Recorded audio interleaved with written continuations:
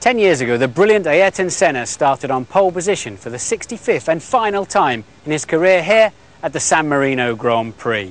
He was already distraught from the death the day before of Roland Ratzenberger, and he too would lose his life that May weekend. I was in that Grand Prix and the images are burned very strongly in my mind. A decade later, the legend lives on.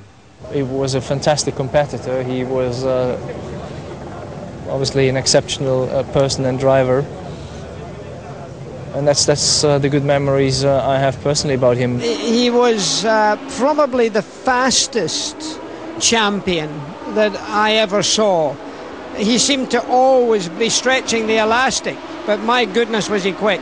We all know he was phenomenal with the throttle. As you know, he was in the middle of the corners. We used to hear that bam, bam, bam. He used to go. Nowadays, maybe it wouldn't work, but maybe nowadays he wouldn't be racing. Senna had a brilliant career coming through the ranks. He also had a sixth sense, and he knew where the grip was before he arrived in the corner. This unique early footage of his first Formula One test shows how easily he took to the power of Grand Prix racing, sliding the car confidently around, immediately impressing Frank Williams. He just went off a second quicker than the car had ever been around there, and then said, I think that's all right, I've got enough in my head, got out of the car and went home. He was very complex, but not particularly difficult to read or to understand. He was just a dedicated, focused racing driver and set very high standards by which he drove the car and by which he raced. Above all else, Ayrton needed genuine friendship in a relationship to excel in his own chosen sport, and I think that's what we had. Senna was undoubtedly the most eloquent and the most charismatic racing driver I have ever met. Senna in a press conference was spellbinding.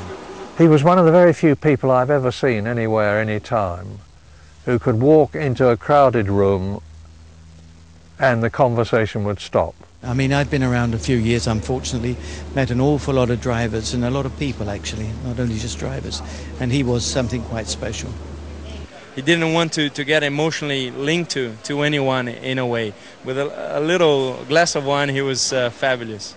The early 90s saw the emergence of another future multiple world champion in the shape of Michael Schumacher. In my view, Senna had a greater God-given skill, but Michael Schumacher applies it in a better way. Senna emotionally driven, Schumacher mentally driven.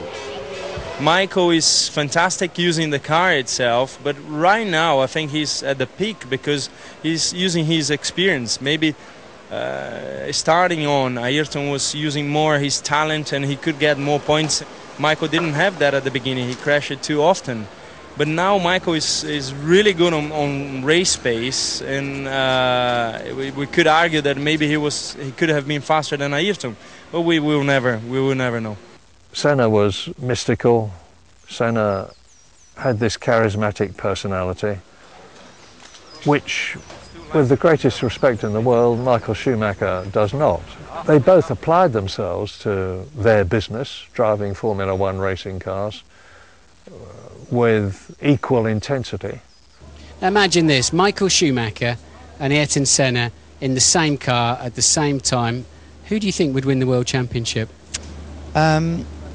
Again, very, very difficult to judge those two people. I mean, Ayrton never had the support that Michael has. Certainly Michael's been fortunate enough to have the best team and backup and everything else, which Ayrton never had. He had people in the team with him that wanted to beat him. I got a sneaking suspicion if he would have been still with us, that Michael certainly wouldn't have been 6 times world champion, and maybe he would have been twice or 3 times, and maybe Ayrton would have been 4 times.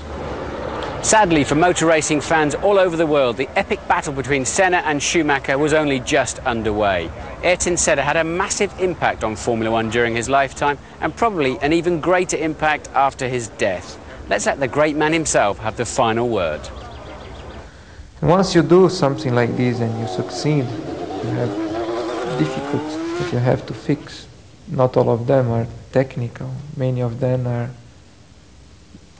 difficulties in your mind.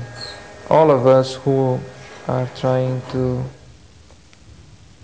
beat the limits and be the number one.